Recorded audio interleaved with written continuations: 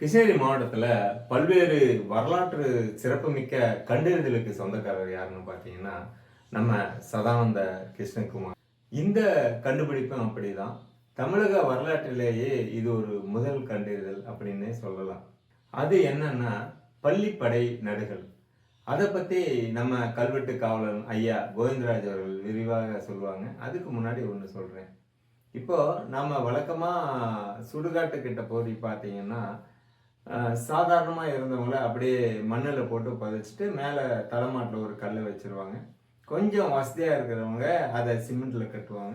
இன்னும் வசதியாக இருக்கிறவங்க பார்த்தீங்கன்னா அதை கிரானைட் கல்லுலேயோ டைல்ஸ்லேயோ கட்டுவாங்க. சிலர் என்ன பண்ணுவாங்கன்னா ஒரு சமாதி மாதிரி கட்டி அதுக்கு மேலே மண்டபம் கட்டுவாங்க.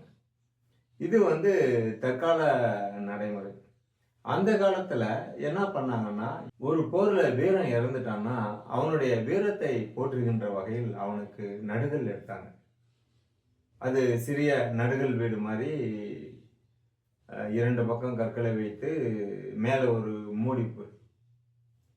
அது நடுகள் வீட்டு அமைப்பில் இருக்கும். இது ஒரு சாதாரண வீரனுக்காக எடுக்கப்பட்ட நடுகள். ஒரு மன்னனுக்கு கூட மிகப்பெரிய மண்டபம் மாதிரி ஒரு அமைப்பை ஏற்படுத்தி அதை பள்ளிப்படையாக வச்சா கூட தொடர்ந்து காலங்காலமாக அது வழிபாட்டில் இருக்காது.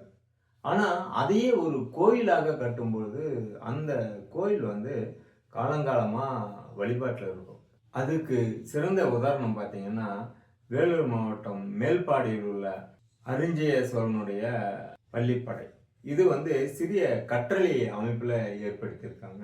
அது இன்னும் நிலைத்து நின்று வழிபாட்டிலும் இருக்கு. இப்படி மன்னர்களுக்கு பள்ளிப்படை அமைக்கும் போது அதை ஒரு கோயிலாக கட்டி தொடர்ந்து வழிபாட்டில் இருக்கும் வகையில் செஞ்சாங்க. அந்த மாதிரி தான் ஒரு நடுகள்லையும் எடுத்திருக்காங்க. அதை பற்றி விரிவாக நமது கல்வெட்டு காவலன் ஐயா கோவிந்தராஜ் ஐயா அவர்கள் இப்போ நமக்கு சொல்லுவாங்க.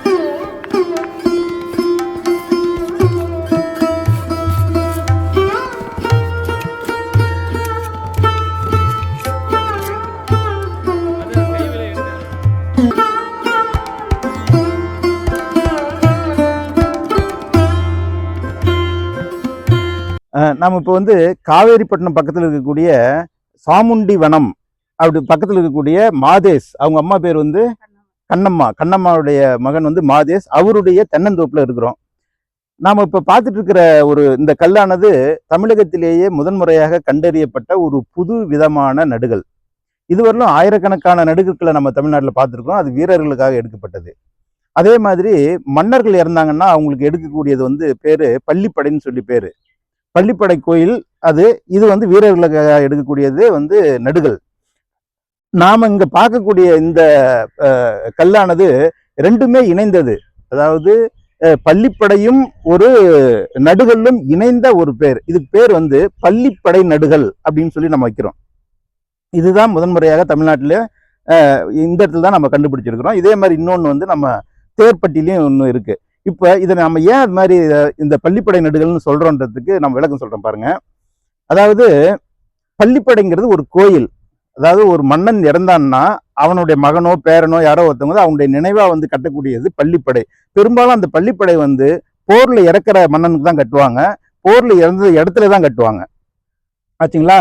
அதுல என்ன பேருனா அதுக்கப்புறம் அந்த பள்ளிப்படை கோயிலுக்கு பேர் வந்து இறந்த மன்னனுடைய பேர் தான் ஈஸ்வரனுக்கும் பேரை வைப்பாங்க. இப்ப ஆதித்தன் ஒருத்தர் இறந்தான்னா ஆதித்தேஸ்வரம். இது மாதிரி அரிஞ்சிகை ஈஸ்வரன் சொல்லி ஒரு கோயில் நம்ம வேலூர் மாவட்டத்தில் இருக்கு. அது அரிஞ்சிகை என்ற ஒரு மன்னன் இருந்தா, ஆனா அரிஞ்சிகை ஈஸ்வரன் பேர் வச்சிருக்காங்க. ஆகவே அந்த ஈஸ்வரன்றது யாருன்னா வேற யாரும் இல்லை, இந்த லிங்கம் தான். உள்ள இருக்கக்கூடிய சாமிக்கு தான் வந்து அந்த பேரையே வைக்கிறாங்க. ஆனா ஒரு வீரன் இறந்தான்னா இது மாதிரி பள்ளிப்படையெல்லாம் எடுக்கிறது இல்லை. அவனுக்கு வந்து என்ன பண்ணுவாங்க, ஒரு நடுகள் எடுத்து அவனை சொர்க்கத்துக்கு கூட்டு போய் இந்த சிவலிங்கத்தை அவன் வழிபடுற மாதிரி காட்டுவாங்க. அவன் சிவலோகத்துக்கு போயிட்டான்றதுனா சிவலிங்கத்தை வழிபடுற மாதிரி காட்டுவாங்க. ஆனா இங்க அந்த ரெண்டுத்தையுமே மிக்ஸ் பண்ணியிருக்கிறாங்க. அதாவது கோயிலும் கட்டியிருக்கிறாங்க, ஆனா அந்த கோயில் வந்து ஒரு முழு வழிபாட்டுக்குரிய முழு அளவிலான கோயில் இல்லை. அந்த கோயில் வந்து இங்க ரிலீஃப் என்று சொல்லக்கூடிய புடைப்பு சிற்பமா காட்டியிருக்கிறாங்க. அதுக்கப்புறம் இது கோயில் தானே, இது எப்படி நடுகள்னு சொல்றீங்க அப்படின்னா அதுக்கான 2 சான்றுகள் மிக அழகா இங்க காட்டியிருக்காங்க. ஒண்ணு என்னன்னு கேட்டீங்கன்னா, இந்த 2 பக்கமும் பாத்தீங்கன்னா சூரியன் சந்திரன் காட்டியிருக்காங்க. இந்த சூரியன் சந்திரன் காட்டியிருக்கிறதுடைய விளக்கம் என்னன்னு கேட்டீங்கன்னா, இவனுடைய புகழானது சூரியன் சந்திரன் இருக்கிற வரையிலும் இருக்கணும் அப்படிங்கிறதுக்காக இந்த சூரியன் சந்திரனை காட்டிருக்காங்க. சரி, அதுக்கப்புறம் வழக்கமா இது கோயில் தானேன்னு சொல்லி நீங்க கேட்கலாம். ஆனா சாதாரண கோயிலுக்கும் இது ஒரு தலைவனுக்காக எடுக்கப்பட்டதுன்றதுக்கும் நல்லா அழகா இங்க காட்டியிருக்காங்க பாருங்க. இங்க சின்னதா நீங்க க்ளோஸ் அப்ல பாத்தீங்கன்னா தெரியும், உங்க கொடையை காட்டியிருக்காங்க. இது ஒரு கொடை, இங்க வந்து கண்ணாடியை காட்டியிருக்காங்க. குடை, கண்ணாடி, இந்த 2 தான் வந்து இது வந்து நடுகள்ன்றதை காட்டுது. குடையும் இந்த கண்ணாடியும் வந்து பாத்தீங்கன்னா ஒரு குறுநில தலைவனுக்கான அடையாளங்கள். ஆகவே இந்த லிங்கம் என்பது அந்த தலைவன், அவன் தலைவன் தான்றதை காட்டுறதுக்காக இந்த குடையும் இந்த கண்ணாடியும் காட்டியிருக்காங்க. அதுக்கப்புறம் இது கோயில்ன்றதை காட்டுறதுக்காக சிவலிங்கத்தை காட்டிட்டாங்க. 2 பக்கமும் நந்தியையும் காட்டியிருக்கிறாங்க. இதுக்கு கீழே இதெல்லாம் வந்து ஒரு 4க்கு 4 சதுர அடியில வந்து இருக்கக்கூடிய ஒரு அமைப்பு. அதுக்கு கீழே பாத்தீங்கன்னா இது பேர் வியாழன் சொல்லுவாங்க. விஜயநகர காலத்துல ஒரு சின்ன மாதிரி, அதாவது சிங்க முகம் இருக்கும், மனித தலையோட இருக்கும்.